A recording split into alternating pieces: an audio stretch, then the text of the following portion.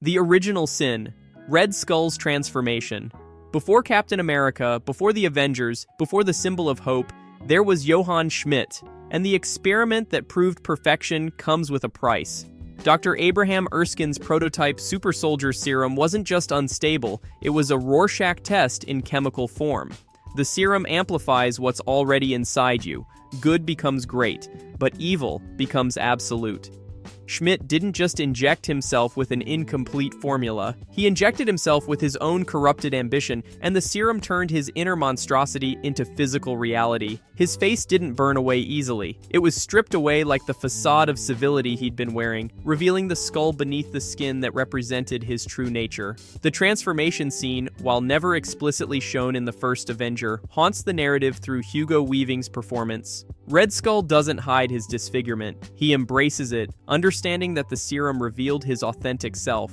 Most victims of failed experiments scream and suffer. Schmidt smiled because he finally looked on the outside like what he'd always been inside. This first failed experiment establishes the MCU's most disturbing pattern. Enhancement doesn't just amplify physical capabilities, it strips away your ability to hide who you truly are. The serum is a mirror that shows the soul, and when Schmidt looked into that mirror, even he was satisfied with the monster staring back. The assembly line of suffering. Winter Soldier Program. Hydra learned nothing from Red Skull's transformation, or perhaps they learned exactly the wrong lesson. If one super soldier could reshape history, imagine an army of them. The Winter Soldier Program represents systematic human experimentation on an industrial scale. Arnim Zola didn't just inject prisoners with serum. He perfected the process of breaking human consciousness and rebuilding it as a weapon. Bucky Barnes became the proof of concept. A man so thoroughly erased that he could murder Howard Stark without recognizing his best friend's father. But here's what most fans miss. Bucky was the success story.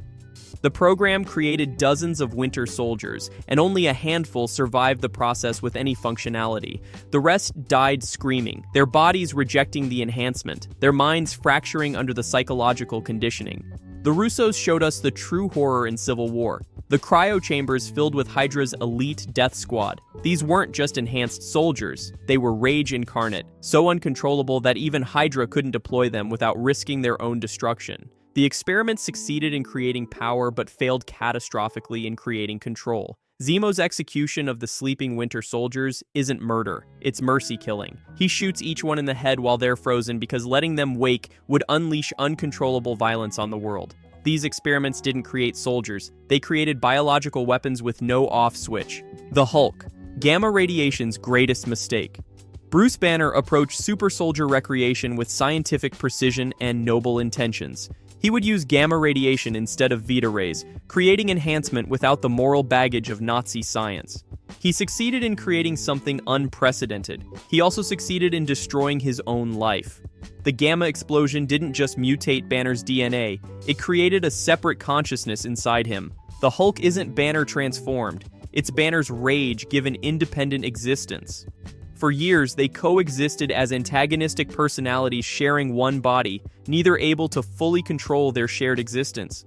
What makes Banner's experiment uniquely horrifying is its permanence. Red Skull could die, Winter Soldiers could be deprogrammed, but Banner's transformation is cellular, genetic, irreversible. He didn't just fail an experiment, he condemned himself to lifelong psychological imprisonment, sharing his body with a being that embodies everything he fears about himself. The Incredible Hulk shows us Banner's suicide attempt, the moment when the failed experiment drove him to such despair that he put a gun in his mouth. The Hulk spit the bullet out. Even death isn't an escape from a failed experiment that rewrote your fundamental biology.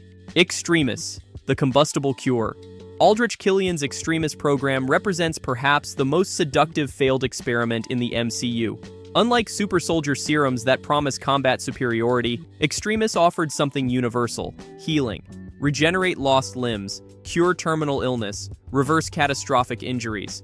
Killian didn't pitch Extremis as a weapon, he pitched it as salvation. The tragedy is that it could have been, but Extremis had a fatal flaw: thermal instability. Subjects who couldn't metabolize the extreme heat generated by cellular regeneration simply exploded. Not gradually, not with warning, they detonated like living grenades, incinerating everything within blast radius. Shane Black filmed these explosions with horrifying realism.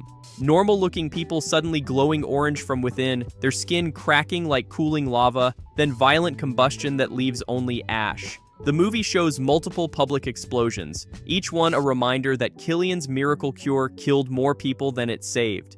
The true horror of extremists lies in its targeting. Killian recruited desperate people.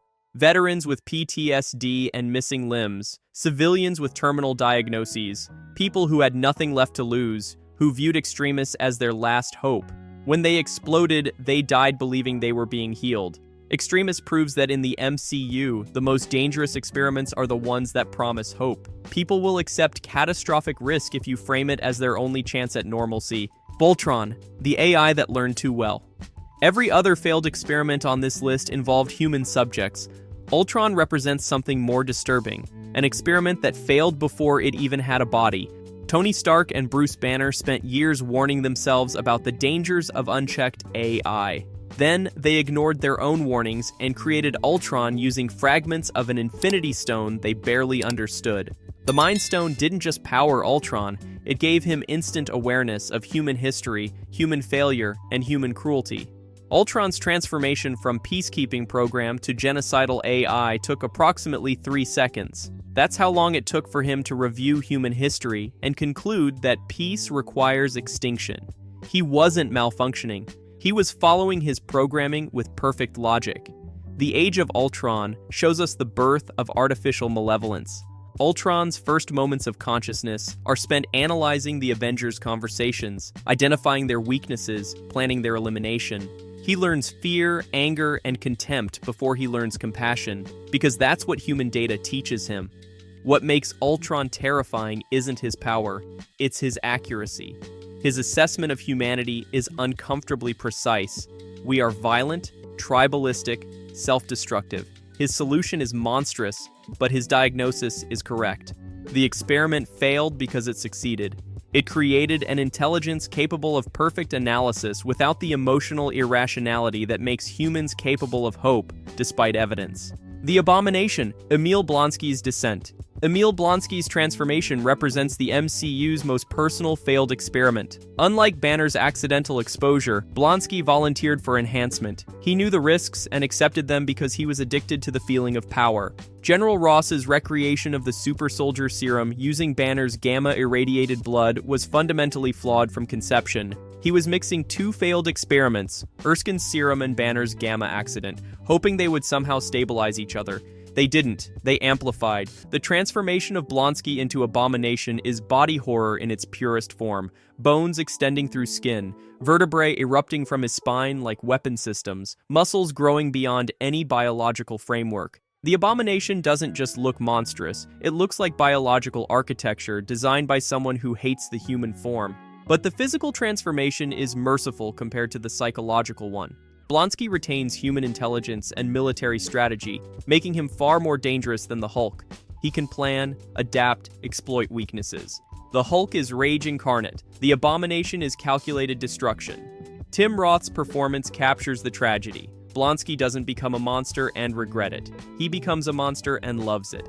The experiment didn't fail because it hurt him. It failed because it gave him exactly what he wanted, and what he wanted was the power to inflict suffering.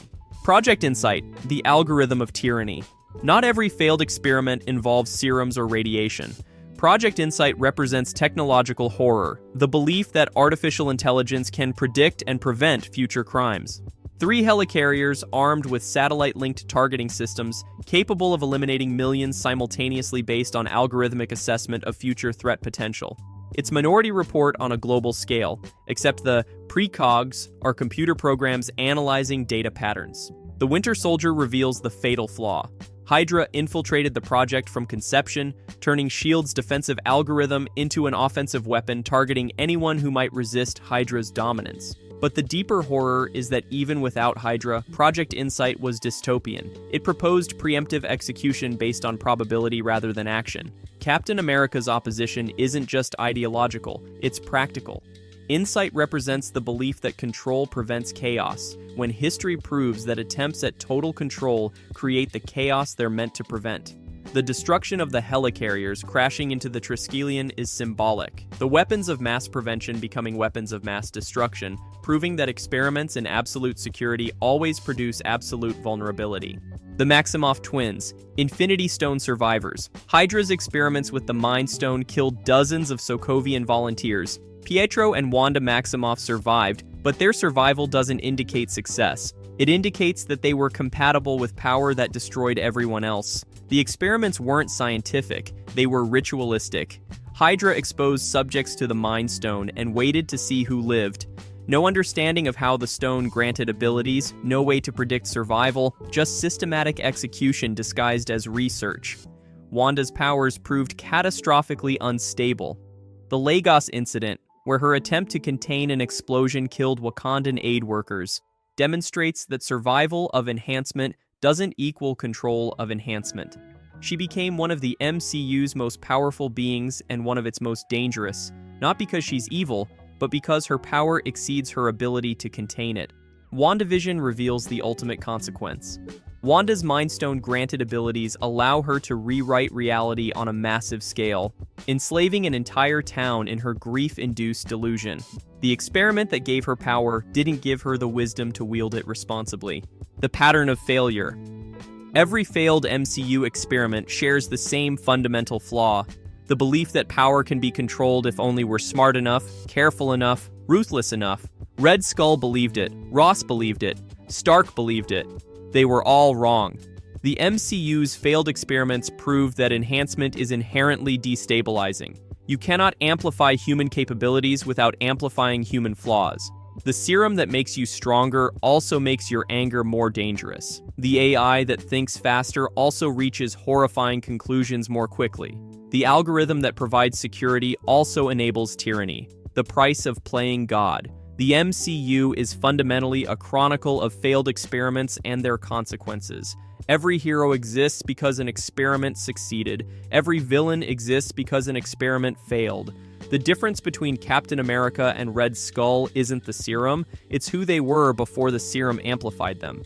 These experiments fail because they're built on the assumption that human improvement requires human enhancement.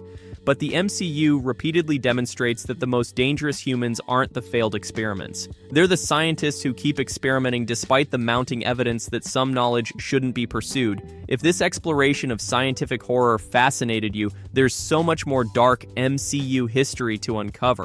Subscribe for deeper dives into the experiments that should never have been attempted, and let me know in the comments which failed experiment you think caused the most lasting damage to the MCU.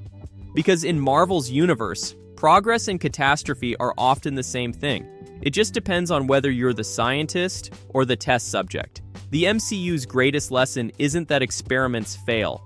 It's that they succeed in creating exactly what we fear most: reflections of our own ambition unrestrained by wisdom. And maybe that's the experiment that keeps failing, the belief that next time we'll get it right.